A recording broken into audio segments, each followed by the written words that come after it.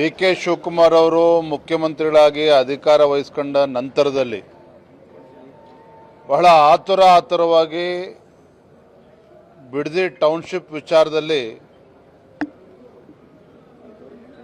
ಒಂದು ರೀತಿ ರೈತರ ಮೇಲೆ ದಬ್ಬಾಳಿಕೆ ಮಾಡುವಂತ ಕೆಲಸಕ್ಕೆ ಕೈ ಹಾಕಿದ್ದಾರೆ.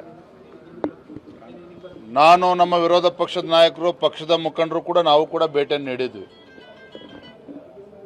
ಒಂದು ಕಡೆ ಸರ್ಕಾರ ಹೇಳ್ತಾರೆ 80% ರೈತರು ಬಿಡದಿ ಟೌನ್ಶಿಪ್ಗೆ ಅನುಮತಿಯನ್ನು ಕೊಟ್ಟಿದ್ದಾರೆ ಅಂತ ಹೇಳ್ತಾರೆ. ಆದರೆ ವಾಸ್ತವಿಕ ಸತ್ಯ ಏನಪ್ಪಾ ಅಂತ ಹೇಳಿದ್ರೆ 70-80% ರೈತರು ಇದಕ್ಕೆ ವಿರೋಧವನ್ನು ವ್ಯಕ್ತಪಡಿಸ್ತಾ ಇದ್ದಾರೆ. ಕೃಷಿ ಚಟುವಟಿಕೆಗಳಿಗೆ ಪೂರಕವಾಗಿರ್ತಕ್ಕಂಥ ಫಲವತ್ತಾಗಿರ್ತಕ್ಕಂಥ ಜಮೀನನ್ನು ಕಸ್ಕೊಳ್ಳೋಕೆ ಹೊರಟಿದ್ದಾರೆ. ಹಾಗಾಗಿ ಸಹಜವಾಗಿಯೇ ಇವತ್ತು ರೈತರು ಆಕ್ರೋಶ ವ್ಯಕ್ತಪಡಿಸ್ತಾ ಇರುವಂಥದ್ದು. ಹಾಗಾಗಿ ನಾನು ತಮ್ಮ ಮುಖೇನ ರಾಜ್ಯದ ಮುಖ್ಯಮಂತ್ರಿಗಳಿಗೆ ಆಗ್ರಹ ಪಡಿಸ್ತೇನೆ, ಈ ರೀತಿ ದಬ್ಬಾಳಿಕೆ ಮಾಡೋದನ್ನು ಬಿಟ್ಟು ರೈತರ ಜೊತೆ ಸಮಾಲೋಚನೆ ಮಾಡಬೇಕು. ಈ ರೀತಿ ರೈತರನ್ನ ಒಕ್ಕಲೆಬ್ಬಿಸುವಂತ ಕೆಲಸಕ್ಕೆ ಕೈ ಹಾಕಬಾರ್ದು ರಾಜ್ಯ ಸರ್ಕಾರ ಅಂತೇಳಿ ಮತ್ತೊಮ್ಮೆ ನಾನು ಸಂದರ್ಭ ಆಗ್ರಹ ಪಡಿಸ್ತಾ ಇದ್ದೇನೆ. ನಿಶ್ಚಿತವಾಗಿ ಚರ್ಚೆ ಆಗ್ತದೆ. ಸರ್ಕಾರ ತಾನು ಮಾಡಿದ್ದೆಲ್ಲ ಸರಿ ಎನ್ನುವ ಧೋರಣೆಯನ್ನು ಅನುಸರಿಸ್ತಾ ಇದ್ದಾರೆ. ಇದು ಸಮಗ್ರ ಚರ್ಚೆ ಆಗಲೇಬೇಕು. ಸದನದಲ್ಲೂ ಕೂಡ ಚರ್ಚೆ ಮಾಡ್ತೇವೆ. ವಿರೋಧ ಪಕ್ಷವಾಗಿ ಬಿಜೆಪಿ ಸಕ್ರಿಯವಾಗಿ ಈ ಒಂದು ಹೋರಾಟದಲ್ಲಿ ಇಳಿತಾ ಇಲ್ಲ ಅನ್ನೋದು ಸಾಕಷ್ಟು ವಾದ. ಆ ಥರ ಏನಿಲ್ಲ. ನಾವು ಕೂಡ ಅದಕ್ಕೆ ಭೇಟಿಯನ್ನು ಕೊಟ್ಟಿದ್ದೇವೆ. ಒಂದು ಕಡೆ SIR ಕೂಡ ನಡೀತಾ ಇದೆ. ಇದ್ರ ಮಧ್ಯೆ ಗೃಹಲಕ್ಷ್ಮಿ ಅದನ್ನು ಕೂಡ ನಾವು ಹೋರಾಟವನ್ನು ತೆಗೆದುಕೊಳ್ಬೇಕು. ಬಿಡದಿಲಿರ್ತಕ್ಕಂಥ ರೈತರು ಎಲ್ಲೇ ಇದ್ರೂ ಕೂಡ ರೈತರ ಪರವಾಗಿ ಧ್ವನಿ ಎತ್ತಬೇಕಾಗಿರ್ತಕ್ಕಂಥ ನಮ್ಮ ಕರ್ತವ್ಯ ಕೂಡ ಇದೆ. ಅದನ್ನು ಮಾಡ್ತಾ ಇದ್ದೇವೆ. ಅದನ್ನು ಹೋರಾಟವನ್ನು ಕೂಡ ರೂಪಿಸ್ತಾ ಇದ್ದೇವೆ.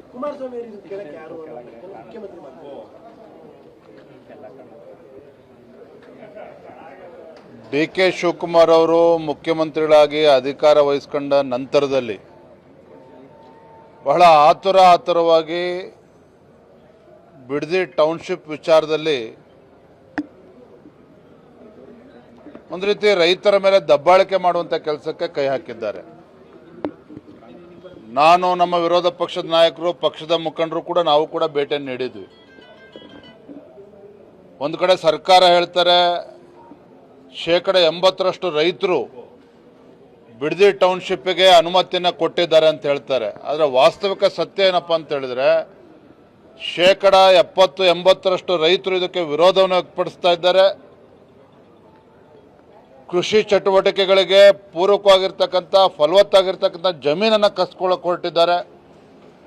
ಹಾಗಾಗಿ ಸಹಜವಾಗಿಯೇ ಇವತ್ತು ರೈತರು ಆಕ್ರೋಶ ವ್ಯಕ್ತಪಡಿಸ್ತಾ ಇರುವಂಥದ್ದು. ಹಾಗಾಗಿ ನಾನು ತಮ್ಮ ಮುಖೇನ ರಾಜ್ಯದ ಮುಖ್ಯಮಂತ್ರಿಗಳಿಗೆ ಆಗ್ರಹ ಪಡಿಸ್ತೇನೆ, ಈ ರೀತಿ ದಬ್ಬಾಳಿಕೆ ಮಾಡೋದನ್ನು ಬಿಟ್ಟು ರೈತರ ಜೊತೆ ಸಮಾಲೋಚನೆ ಮಾಡಬೇಕು. ಈ ರೀತಿ ರೈತರನ್ನ ಒಕ್ಕಲೆಬ್ಬಿಸುವಂತ ಕೆಲಸಕ್ಕೆ ಕೈ ಹಾಕಬಾರ್ದು ರಾಜ್ಯ ಸರ್ಕಾರ ಅಂತೇಳಿ ಮತ್ತೊಮ್ಮೆ ನಾನು ಸಂದರ್ಭ ಆಗ್ರಹ ಪಡಿಸ್ತಾ ಇದ್ದೇನೆ. ನಿಶ್ಚಿತವಾಗಿ ಚರ್ಚೆ ಆಗ್ತದೆ. ಸರ್ಕಾರ ತಾನು ಮಾಡಿದ್ದೆಲ್ಲ ಸರಿ ಎನ್ನುವ ಧೋರಣೆಯನ್ನು ಅನುಸರಿಸ್ತಾ ಇದ್ದಾರೆ. ಇದು ಸಮಗ್ರ ಚರ್ಚೆ ಆಗಲೇಬೇಕು. ಸದನದಲ್ಲೂ ಕೂಡ ಚರ್ಚೆ ಮಾಡ್ತೇವೆ. ವಿರೋಧ ಪಕ್ಷವಾಗಿ ಬಿಜೆಪಿ ಸಕ್ರಿಯವಾಗಿ ಈ ಒಂದು ಹೋರಾಟದಲ್ಲಿ ಇಳಿತಾ ಇಲ್ಲ ಅನ್ನೋದು ಸಾಕಷ್ಟು ವಾದ. ಆ ಥರ ಏನಿಲ್ಲ. ನಾವು ಕೂಡ ಅದಕ್ಕೆ ಭೇಟಿಯನ್ನು ಕೊಟ್ಟಿದ್ದೇವೆ. ಒಂದು ಕಡೆ SIR ಕೂಡ ನಡೀತಾ ಇದೆ. ಇದ್ರ ಮಧ್ಯೆ ಗೃಹಲಕ್ಷ್ಮಿ ಅದನ್ನು ಕೂಡ ನಾವು ಹೋರಾಟವನ್ನು ತೆಗೆದುಕೊಳ್ಬೇಕು.